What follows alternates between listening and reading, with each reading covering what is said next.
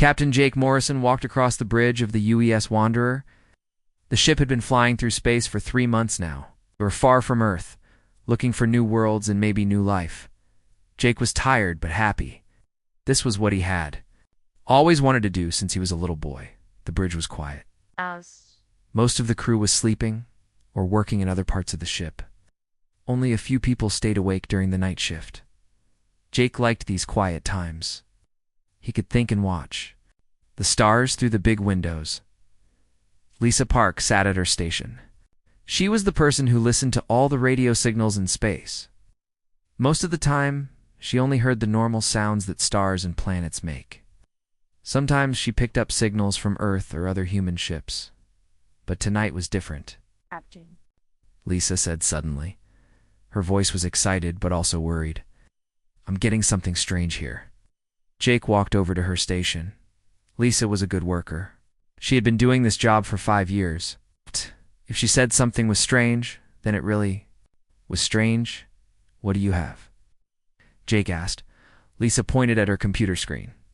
Lines and waves moved across it in patterns that Jake did not understand. It's a signal, sir. But it's not from any human ship. The pattern is completely different from anything we have ever seen. Jake felt his heart beat faster. This could be the first time humans heard from aliens. Are you sure it's not just some kind of space noise? No, sir, Lisa said. She pressed some buttons and the signal got clearer.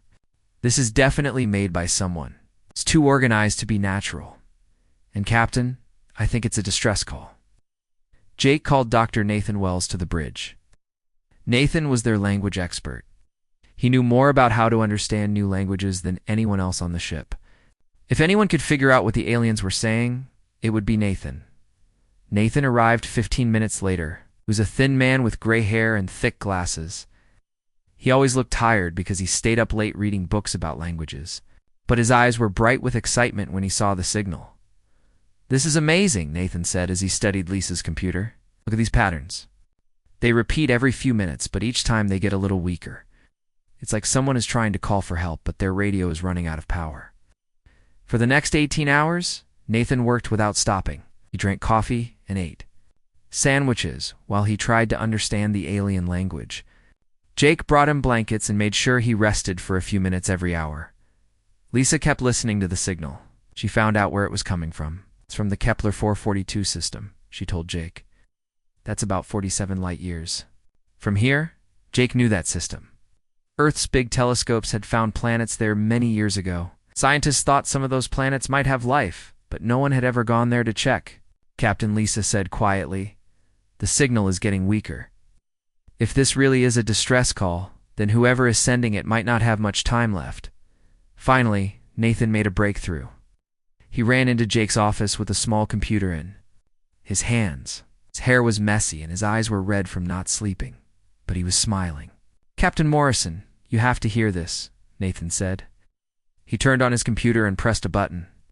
The machine made some beeping sounds, then started to speak in a robot voice. Help, ...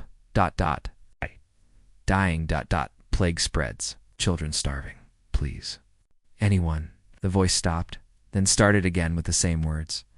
Jake felt cold. These were not just sounds from space. These were words from real people who were dying. How long has this been going on? Jake asked. Nathan checked his notes, according to the signal strength and how it has changed over time. I think they have been sending this message for over 2 years. 2 years? Jake could not believe it. That means they have been calling for help for 2 years and no one has answered. It looks that way, sir, Nathan said sadly. Jake walked to the big window and looked out at the stars. Somewhere out there, people were dying. They had been asking for help for 2 years. Jake thought about Earth and all the different countries there. Sometimes they fought with each other. But when there was a big disaster like an earthquake or a flood, everyone helped. It did not matter what country you were from, but here in space, it seemed like no one cared about helping strangers. Jake said, send a message back to them. Tell them we heard their call and we are coming to help. Sir, Lisa said carefully. We don't know anything about these aliens. They could be dangerous. Maybe there's a good reason no one else has helped. Them. Jake thought about this. Lisa was right to be careful. But then he remembered something his father had told him when he was young. His father had been a firefighter. He used to say that when someone calls for help, you help them first and ask questions later. Send the message, Jake said. And tell Carlos to get the engines ready. We're going to jump to their system. Carlos Rivera was their best engineer. He could make the ship's quantum drive do things that most people thought were impossible. When Jake told him they were going to help aliens in trouble, Carlos just smiled and said, "How fast do you want to get there, Captain?" Dr. Amy Foster was the ship's doctor. She had saved many human lives, but she had never treated an alien before. When Jake told her about the mission, she started preparing the medical bay right away. "I don't know what kind of bodies they have," Amy said as she organized her medical supplies. "But sickness is sickness. Maybe I can help them." Jake gathered all his crew together in the main meeting room. There were 35 people on the Wanderer. They were all good people who had left their families on Earth to explore space. Now, Jake was asking them to risk their lives for aliens they had never met. "We just received a distress call from an alien species," Jake told them. "Have been asking for help for 2 years. It seems like we are the only ones who have answered." Some of the crew looked worried. Others looked excited. A few looked scared. "I won't lie to you," Jake continued. "This could be dangerous. We don't know what we will find when we get there. But these people are dying, and they asked for help. I think we should help them." Jake waited for someone to speak. Finally, Lisa raised her hand. "Captain," she said, "if we were the ones sending a distress call, would we want someone to help us?" "Yes," Jake said. "Then we should help them," Lisa said simply. One by one, the rest of the crew agreed. They were scared, but they were also brave. They had come to space to find new things and meet new people. This was their chance. The Wanderer's quantum drive started to charge up. It would take 6 hours to build up enough power for such a long jump. During those 6 hours, Jake thought about what they might find. Maybe the aliens would be friendly. Maybe they would be dangerous. Maybe they would already be dead by the time the Wanderer arrived. But Jake knew one thing for sure. When someone asked for help, you tried to help them. That was what made humans. Different from the cold emptiness of space, that was what made them human. As the ship prepared to jump through space and time, Jake looked at the stars one more time. Soon, they would meet aliens for the first time in human history. They hoped they would not be too late. The Wanderer came out of quantum space with a loud humming sound. Jake Morrison felt his stomach turn as the ship stopped its impossible fast travel through space. Quantum jumps always made people feel sick, but this time it was worse. They had traveled 47 light years in just a few seconds, report Jake said as he held on to his chair. Lisa Park looked at her screens. "We're in the Kepler 442 system, Captain. The planet is right where we expected it to be." Jake looked through the big window at their destination. The planet was beautiful. It had purple oceans and green continents. White clouds moved across its surface like cotton balls. 2 suns shined down on it, making everything look bright and colorful. "Looks nice," Carlos Rivera said from his engineering station, but Dr. Amy Foster was looking at her computer with a worried face. "Captain, I'm reading the planet's atmosphere and environment. This place is not nice at all." Jake walked over to Amy's station. Numbers and charts filled her screen. Most of them were red, which usually meant danger. "What are you seeing?"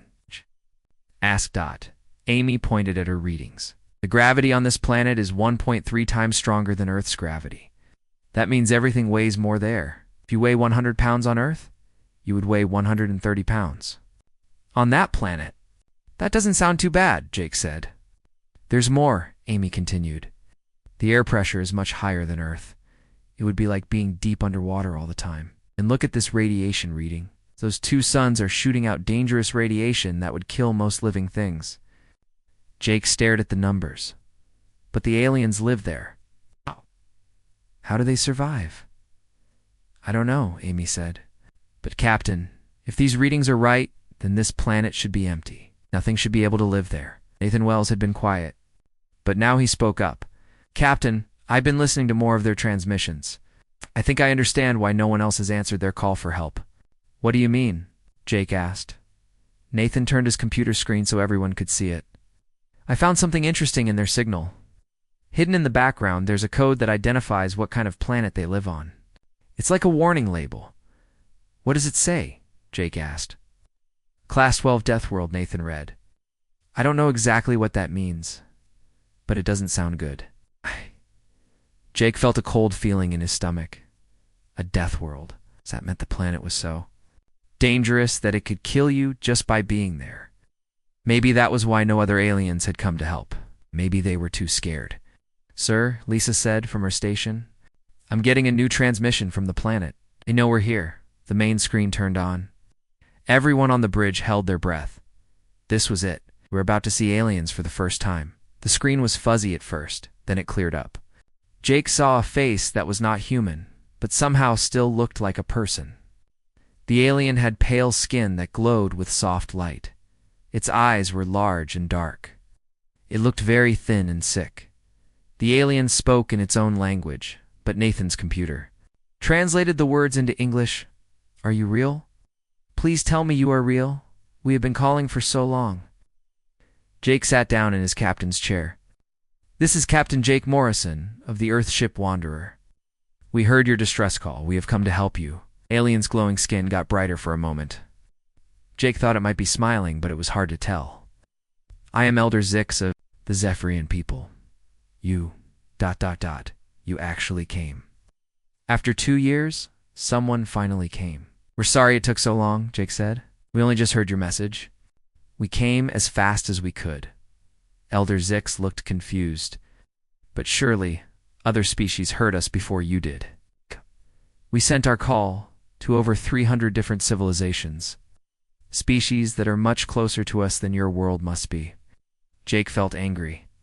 300 civilizations had heard the distress call and ignored it. Elder Zix, I think we might be the only ones who decided to help. The alien's glowing skin got dimmer. I see. It is because we live on a death world, is it not? The others are afraid to come here? What exactly is a death world? Jake asked. Elder Zix explained that the galaxy had different classes for planets. Class 1 planets were perfect garden worlds with no dangers. Class 12 planets were death worlds where everything tried to kill you. Most space-traveling species came from safe garden worlds. They thought death worlds were too dangerous to visit. But how do you live here? Dr. Foster asked. Our readings show that your planet should kill anyone who tries to live there. We live underground, Elder Zix said. Our cities are carved into living coral that filters the dangerous air and blocks the radiation. We have lived this way for thousands of years. But now we are dying, and our protection systems are failing. Jake made a decision. We're coming down to your planet. I want to help you. Elder Zix looked scared. Captain Morrison, you do not understand.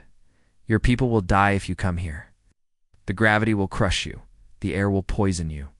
The radiation will cook you from the inside. We'll wear protective suits, Jake said. We have good equipment. No, Elder Zix said sadly. Even the best protection will not save you. This is why no one else came. This is why we thought we would die alone. Jake was not giving up. Elder Zix, what kind of planet do humans come from? The alien looked confused by the question. I do not know. What class is your world? Jake looked at Amy Foster. She had been studying Earth's environment compared to other planets. Well, Amy said slowly, Earth has earthquakes that can destroy whole cities. We have volcanoes that can kill everything for hundreds of miles. We have storms that can tear apart buildings. Oh, we have animals that hunt and kill other animals every day. We have diseases that have killed millions of people. Elder Zix's eyes got wider as Amy talked. We have poisonous plants and deadly insects, Amy continued. Our oceans have creatures that can eat a human in one bite. We have deserts that can kill you with heat and mountains that can kill you with cold. Oh, and we have weather that changes. So fast it can go from sunny to deadly storm in minutes. Elder Zix was quiet for a long time. Finally, he spoke. Captain Morrison, what class of world is Earth? Jake had never thought about it before, but now he knew the answer. The alien's skin flashed with bright light that is impossible. No Deathworld species has ever developed space travel. The conditions are too harsh. They die before they can build advanced technology. Well, Jake said with a smile, I guess humans are stubborn. Elder Zix stared at them through the screen. You mean your people survived a death world and still managed to build spaceships and travel to the stars? That's right, Jake said proudly. Then perhaps, Elder Zix said with hope in his voice, perhaps you really can help us after all? Jake stood up from his chair. Carlos, prepare a shuttle. Amy, get your medical equipment ready. We're going down to meet our new friends. As the crew prepared for their first alien contact, Jake looked out at the beautiful but deadly planet below. For the first time in his life, he was glad that Earth had tried to kill humans for millions of years. All that practiced surviving impossible things had prepared them for this moment. The galaxy thought death worlds were places where nothing could live. But humans had learned something important on Earth. The most dangerous places often had the strongest people. And strong people always helped each other, no matter how far apart they lived. The shuttle touched down on the surface of Zephyria with a loud thud. Jake Morrison felt the extra gravity pull at his body as soon as they landed. Everything felt heavier, like someone had put weights in his clothes. But the protective suit kept him safe from the deadly air and radiation. How do you feel? Dr. Amy Foster asked through the radio in her helmet. Heavy but okay, Jake replied, looked around at the alien landscape. Strange plants grew everywhere. They had thick, armor-like leaves and moved by themselves, even though there was no wind. In the distance, he could see something that looked like a giant cat with 6 legs, hunting something that looked like a metal bird. The local wildlife seems very aggressive, said Carlos Rivera as he watched the 6-legged cat catch and eat the metal bird in one bite. A hole opened in the ground near their shuttle. Elder Zix came up from underground, wearing a suit that looked like it was made from the same living coral as their cities. Behind him came 3 other Zephrians. They all looked sick and weak. Welcome to our world, Elder Zix said. His voice sounded tired. I am sorry you have to see us like this. The plague has made us very weak. Jake shook hands with the alien leader. Even through their protective gloves, he could feel how thin Elder Zix had become. Don't worry about that. We're here to help. Can you show us your medical facilities? Zephrians led them down into their underground city. Jake was amazed by what he saw. The walls were made of living coral that glowed with soft light. The coral cleaned the air and provided power to their machines. Everything was beautiful and worked perfectly together, but Jake could also see that many things were broken. Lights flickered and went out. Water dripped from cracks in the coral walls. The air smelled sick and stale. Our city is dying along with us, explained a young Zephrian named Nala, who worked as their engineer. The coral cannot filter the toxins anymore. Our immune systems are failing, and so is everything we built. Dr. Foster set up her medical equipment in their hospital. The Zephrian doctors watched nervously as she unpacked machines that looked rough and heavy compared to their delicate instruments. Your medical tools look very violent, said one of the Zephrian doctors. Amy laughed. On Earth, we have to make our tools strong because our planet tries to break everything. These machines can work in earthquakes, floods, or even explosions. Amy took blood samples from several sick Zephrians and studied them under her microscope. What she found surprised her. Jake, she called over the radio, you need to see this. Jake came to the medical area where Amy was looking at her computer. Screen, what did you find? The plague that's killing them, Amy said. It's actually a very weak virus. On Earth, this thing wouldn't be able to make anyone sick. Our immune systems would destroy it in hours. Then why is it killing the Zephrians? Jake asked. Amy pointed to her analysis. Because they live in a too clean environment. Their immune systems never had to fight anything dangerous, so they're not ready for this virus. It's like they've been living in a bubble their whole lives. Can you cure them? Jake asked hopefully. Think so, Amy said. But I'll need to teach their immune systems how to fight. Back on Earth, we call this a vaccine. While Amy worked on the medical problem, Carlos Rivera went with Nala to look at their failing machines. The Zephrian technology was incredible. Could do things that human machines could not do. but it was also very fragile. "This power generator is beautiful," Carlos said, as he looked at a machine made from living crystal.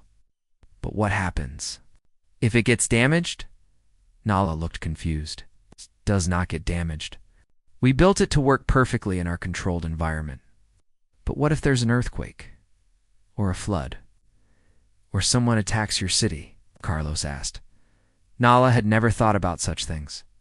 "Why would we prepare for things that should not happen?" Carlos laughed. "On Earth, we prepare for everything that could go wrong, and then we prepare for things we haven't even thought of yet." Carlos showed Nala some human tools. They looked crude and rough compared to Zephrian equipment, but they were incredibly strong. A human hammer could be used to build things, but it could also be used as a weapon if needed. A human power generator had backup systems for its backup systems. "This is very strange," Nala said, as Carlos showed her a welding tool that could also cut metal and cook food. "Why does one tool do so many different things?" "Because on Earth, you might need to build a shelter, defend yourself, and cook dinner all at the same time," Carlos explained. "We call it survival." Meanwhile, Lisa Park worked with the Zephrian communications specialist to make their distress signal stronger. The Zephrians had been sending their call for help using delicate equipment that barely worked. "Your transmitter is too weak," Lisa explained to their communication expert, an old Zephrian named Vex. "It can barely reach beyond your own solar system." "But it worked for thousands of years," Vex said sadly. "We never needed to call to other worlds before." Lisa showed him her plan to boost their signal. It involved taking apart some of their broken equipment and rebuilding it in a completely different way. To the Zephrians, it looked like she was destroying their beautiful technology. "This seems very destructive," Vex said, as Lisa used a plasma cutter to remove parts from their transmitter. "Sometimes you have to break things to make them better," Lisa said. "On Earth, we learn that pretty things don't always work when you really need them." Lisa built a new transmitter using parts from the old one, but she added human components that could handle damage and interference. The result was not as pretty as the original, but it was 10 times more powerful. Dr. Nathan Wells spent his time learning about Zephrian culture and history. What he discovered made him angry. "Jake," Nathan said during their evening meeting, "I found out who created the virus that's killing them." "Who?" Jake asked. "Yeah, a group called the Hegemony. "They're a military empire that controls a large part of the galaxy. They think Deathworld species are dangerous and need to be eliminated." Jake felt his anger growing. "You mean they created this plague on purpose?" "Yes," Nathan said. "The Zephrians have been targeted for genocide just because they evolved on a dangerous planet. The Hegemony thinks any species that can survive a death world is a threat to galactic peace." "That's horrible," Amy said. "They're trying to kill an entire species just for being tough enough to survive." "It gets worse," Nathan continued. "According to Zephrian records, this has happened before. Other Deathworld species have been wiped out by mysterious plagues. The galaxy just accepted it as natural disasters." Jake realized that humanity was probably on the Hegemony's list too. Earth was clearly a death world, and humans had not only survived, but had built spaceships and traveled to other stars. The Hegemony would see humans as a major threat. "We need to work faster," Jake told his crew. "The Hegemony finds out we're here, they might try to stop us." Over the next few days, the humans worked around the clock to help the Zephrians. Amy created vaccines that slowly taught Zephrian immune systems how to fight the virus. Carlos rebuilt their failing machines with human engineering principles, making them stronger and more reliable. Lisa established communications with other human ships, calling for more help. The Zephrians watched in amazement as the humans worked. They had never seen people who could fix anything, fight any problem, and keep working, even when they were tired and scared. "Your species is remarkable," Elder Zix told Jake, as they stood in the newly repaired medical center. "You do not just survive impossible conditions. You learn from them and become stronger." Jake smiled. "That's what humans do.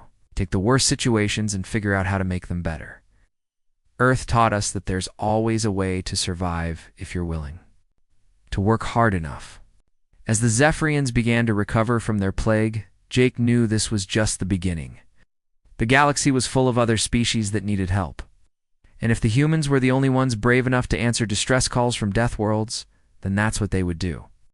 Captain Jake Morrison stood on the bridge of the Wanderer watching the stars. It had been 2 weeks since they first landed on Zephyria. The Zephrians were getting better every day, thanks to Dr. Foster's medicine. Their city was running smoothly. Again, thanks to Carlos Rivera's engineering work. But Jake knew their problems were just beginning. Captain Lisa Park called from her communication station. "I'm getting a priority message from someone calling themselves the Galactic Cooperative Council." Jake had never heard of this group before, but the name sounded important. "Put them on the main screen." The screen flickered and showed an alien that looked nothing like the Zephrians. This creature was tall and made of what looked like living crystal. Its face had no expression, but its voice sounded very angry. "I'm Ambassador Cathvar of the Centaurian Alliance," the crystal being said. "You are Captain Morrison of the human vessel Wanderer, correct?" "That's right," Jake replied. "What can I do for you, Ambassador?" "You can explain why your species has violated 17 different safety laws by landing on a Class 12 death world," Cathvar said coldly. "Your actions have put the entire galactic community at risk." Jake felt his temper rising. "We came here to help people who were dying. How does that put anyone at risk?" "Deathworld species are unpredictable and dangerous," Cathvar explained. Like he was talking to a child, evolving chaos and bring chaos wherever they go. "The Galactic Cooperative Council has rules about contact with such species for very good reasons." "What rules?" Jake asked. Cathvar sent a data file to the Wanderer's computer. Nathan Wells quickly translated it and showed it to Jake. The file contained hundreds of laws about space travel and contact with alien species. One section was marked Death World Protocol. Jake read the rules and could not believe what he was seeing. According to galactic law, any species that evolved on a Class 10 or higher death world was considered potentially hazardous to civilized society. Other species were supposed to avoid contact with them unless absolutely necessary. "You mean the galaxy has laws that say you should ignore people who need help?" Jake asked. "We have laws that protect civilized species from contamination by chaos bringers," Cathvar said firmly. "Your species should never have been allowed to develop space travel. Earth should have been quarantined long ago." Jake looked around his bridge at his crew. These were good people who had risked their lives to help strangers. The idea that they were considered dangerous just for being human made him angry. "Ambassador," Jake said carefully, "we saved 3 million Zephrians from dying." "How is that?" "Dangerous. Because now other Death World species will think they can survive and thrive instead of accepting their natural fate." Cathvar replied, "You have upset the natural order of the galaxy." Dr. Nathan Wells stepped forward. "Ambassador, I've been studying galactic history. I found records of 47 different Death World species that went extinct in the last 1,000 years. All of them died from plagues very similar to what hit the Zephrians." Cathvar's crystal body became darker. "Those were natural disasters. Death World species are genetically unstable. They naturally develop diseases that kill them." "Or Nathan said boldly, "someone has been creating those diseases on purpose." The screen went quiet for a long moment. When Cathvar spoke again, his voice was even colder than before. "Dr. Wells, you are making very serious accusations. Suggest you be careful about spreading conspiracy theories." Jake realized they were dealing with something much bigger than just helping the Zephrians. The entire galactic government seemed to be involved in keeping Death World species weak or dead. "Ambassador," Jake said, "we're not going to stop helping people just because you think it's dangerous. It's not who humans are." "Then you will face the consequences," Cathvar said. "The Galactic Cooperative Council will take action to protect civilized space from your contamination." The screen went dark. Jake looked at his crew. Everyone was quiet, thinking about what they had just heard. Captain Lisa said softly, "I'm detecting multiple ships jumping into this system. Big ones." Jake walked to the window and saw lights appearing in space around them. Ships were arriving from quantum jumps. Lots of ships. "How many?" Jake asked. Lisa checked her instruments. 12 large vessels, Captain. Now they're surrounding us." Jake felt trapped. The galactic government was apparently willing to use force to stop humans from helping other Deathworld species. But before he could decide what to do, something unexpected happened. "Captain," Lisa said with excitement in her voice, "I'm getting messages from the new ships, but they're not from the Galactic Council. They're from ... other species." The main screen turned on again. This time it showed a different kind of alien. This one looked like it was made of living metal with glowing red eyes. "Captain Morrison," the metal being said, "I am Commander Thex of the Keltharian Republic. We heard your transmission about helping Deathworld species. We want to join you." Before Jake could respond, the screen split to show more aliens. A creature that looked like it was made of water spoke next. "I am Deep Singer Coral of the Abyssal Collective. Our people live in the deepest oceans of our world. The galactic community has ignored us for centuries because they say our world is too dangerous. We want to help." More and more alien faces appeared on the screen. Jake saw creatures made of rock, beings that looked like living fire, and species he could not even describe. All of them had one thing in common. They came from worlds that the galaxy considered too dangerous to visit. "How did you all get here so fast?" Jake asked. Commander Vex answered. "We have been watching galactic communications for years, hoping someone would finally challenge the Deathworld Protocol. When we heard that humans were helping the Zephrians, we knew it was time to act." Jake realized that there were many species, like humans and Zephrians, scattered across the galaxy. All of them had been ignored or abandoned by the civilized worlds because they were considered too dangerous or too different. "What do you want to do?" Jake asked them. Deep Singer Coral spoke for all of them. "We want to form our own alliance. An alliance of species that help each other instead of ignoring each other. We want to make sure no one ever dies alone again." While calling for help, Jake felt a warm feeling in his chest. These aliens understood what humans had always believed, that you help people who need help, no matter who they are or where they come from. "I think that's a great idea," Jake said. "What should we call this alliance?" Elder Zix appeared on the screen from the planet below. He looked much healthier than when they first met him. "If I may suggest, Captain Morrison, we could call it the Deathworld Accord, an agreement between species that refuse to let anyone die alone." Jake smiled. "The Deathworld Accord. I like that." But their celebration was interrupted when Lisa detected more ships arriving in the system. These ones were different. They were huge military vessels with weapons pointed at the Deathworld ships. "This is Admiral Rex of the Hegemony Fleet," a harsh voice said over the radio. "All Deathworld vessels will surrender immediately or be destroyed. You are all under arrest for violating galactic law and threatening civilized space." Jake looked at the 12 allied Deathworld ships around him, then at the 20 Hegemony warships that had just arrived. They were outnumbered, but somehow, Jake was not afraid. "Admiral Rex," Jake said calmly, "we're not surrendering. Haven't done anything wrong, except help people who needed help." "You have contaminated civilized space with chaos," Admiral Rex replied. "The Hegemony will not allow Deathworld species to spread their dangerous ideas to peaceful worlds." Jake realized this was the moment that would decide the future of the galaxy. Would the Deathworld species fight for their right to exist and help each other, or would they give in to the fear and hatred of the established powers? He looked at his crew one more time. They all nodded at him. They were ready to fight for what was right. "Admiral Rex," Jake said, "if you want to stop us from helping people, you'll have to go through us first." The space around Zephoria was filled with ships. On one side, 12 vessels from different Deathworld species floated together. On the other side, 20 massive Hegemony warships pointed their weapons at them. In the middle, Captain Jake Morrison stood on the bridge of the Wanderer, knowing that what happened next would change the galaxy forever. "Admiral Rex," Jake said over the radio, "we don't want to fight you. We just want to help people who need help.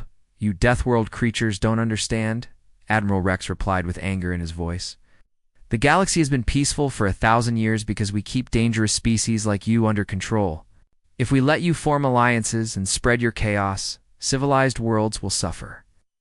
Commander Thex of the Keltharian Republic spoke up from his metal ship.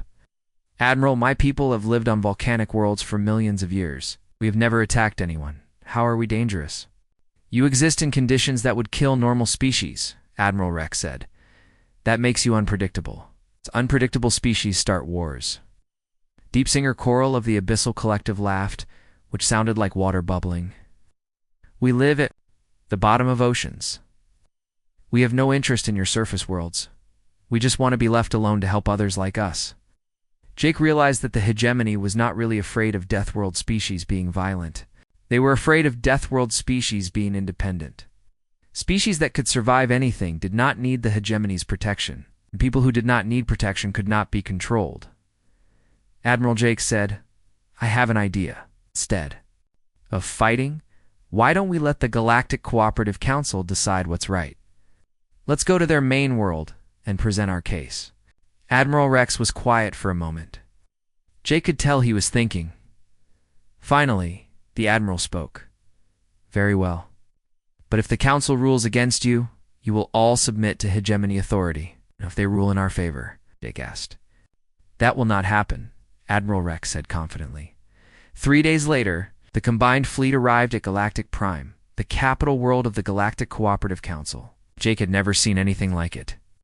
The planet was covered in beautiful cities with towers that reached into the clouds. Everything looked perfect and clean and safe. The council building was enormous, made of white stone that seemed to glow in the sunlight. Inside, representatives from 300 different species sat in a giant circular room. Jake felt very small as he walked to the center with Elder Zix, Commander Dex, and the other Deathworld leaders. Ambassador Kethfar stood up to speak first. His crystal body reflected the light as he addressed the council. Honored representatives, Kethfar said, we are here because these Deathworld species have violated our most important laws. They have made contact with each other and formed an unauthorized alliance.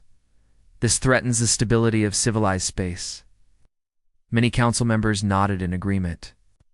Jake could see that most of them lived on safe, peaceful worlds. They probably could not imagine what it was like to survive on a planet that was constantly trying to kill you.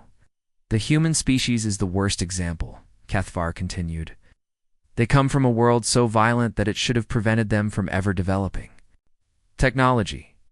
Yet somehow, they built spaceships, and now they travel the galaxy spreading their dangerous ideas about helping anyone who asks for help. What's dangerous about helping people? Jake asked, standing up.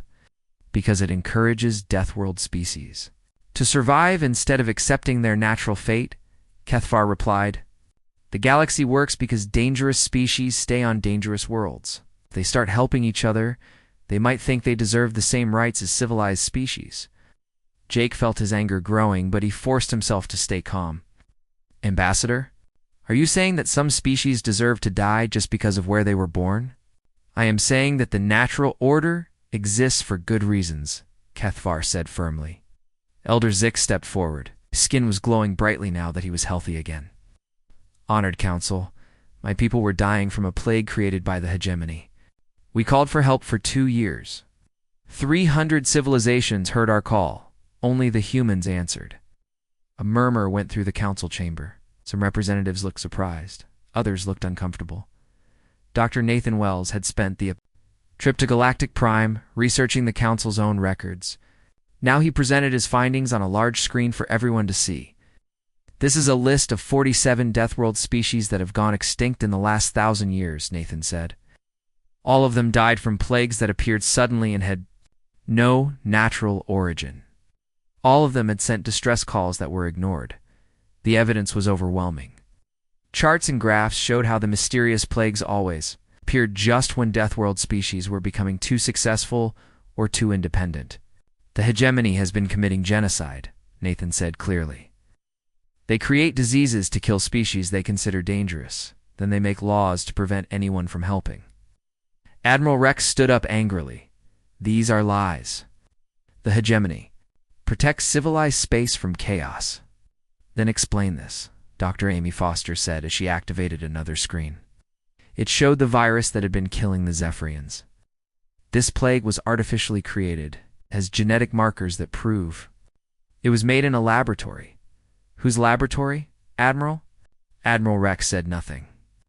But his face showed that Amy was right. The council chamber erupted in noise as representatives talked to each other in hundreds of different languages. Finally, the council leader, an ancient being that looked like a tree made of starlight, called for order. The evidence is troubling, the council leader said in a voice like wind through leaves. But the question remains, what should we do about it? Jake knew this was his moment. Everything depended on what he said next. Honored council, Jake began. We're not asking for special treatment. We're not asking to conquer anyone or change anyone's way of life. We just want the right to help each other when we're in trouble. Jake gestured to the other Deathworld representatives. These species have survived things that would destroy most civilizations. They've learned to be strong, to adapt, to never give up. But most importantly, they've learned that survival is easier when you help each other. We propose the creation of the Deathworld Accord, Elder Zix added, an alliance dedicated to answering distress calls and providing aid to any species that needs help, regardless of what kind of world they come from. And we propose a new law, Commander Thex said with his metallic voice ringing through the chamber. The Universal Distress Response Protocol. Any species that receives a legitimate call for help must acknowledge it and provide assistance if possible. The council leader was quiet for a long time. Finally, he spoke. This proposal would change the fundamental structure of galactic civilization. Yes, Jake said simply. It would make it better. The vote was close. 151 species voted in favor of the Deathworld Accord and the Universal Distress Response Protocol. 149 voted against it. It passed by just 2 votes. Admiral Rex stormed out of the chamber, but not before issuing a warning. This is not over. The hegemony will not allow chaos to spread through civilized space. But Jake was not worried about the hegemony anymore. As they left Galactic Prime, his communication station was flooded with messages from species across the galaxy. Some were Deathworld species, asking to join the Accord. Others were civilized species offering support and friendship. Most importantly, they were receiving new distress calls. Species that had been afraid to ask for help before were now calling out, knowing that someone would answer. 6 months later, Jake stood on the bridge of the Wanderer as they approached their next mission. A species called the Crystalline Collective had sent a distress call from the center of a dangerous nebula. No one else would go there because the radiation and gravitational fields were too dangerous. But the Wanderer was not alone anymore. 12 other ships from the Deathworld Accord traveled with them. Species that had once been scattered and isolated across the galaxy now worked together as friends and partners. Captain Lisa Parks said from her station, I'm receiving a transmission from Admiral Helen Price on the UES Constitution. She says the Earth fleet is 2 hours behind us. Jake smiled. Humanity had built more ships and sent them out to join the growing alliance. Dr. Foster had trained alien doctors in human medical techniques. Carlos Rivera had taught alien engineers how to build stronger, more reliable machines. The knowledge and experience of survival was spreading across the galaxy. Any word from the hegemony? Jake asked. They're still out there, Lisa replied. But they're being more careful now. The council is watching them closely. Jake looked out at the dangerous nebula ahead of them. Somewhere in that deadly cloud of gas and energy, people were dying and calling for help. A year ago, they would have died alone. But not anymore. The age of abandoning people to their fate was ending. The age of the Deathworld Accord had begun, and Jake Morrison, a human from a little blue planet that had tried to kill his species, for millions of years, was proud to be part of it. Take us in, Jake ordered. Someone needs our help.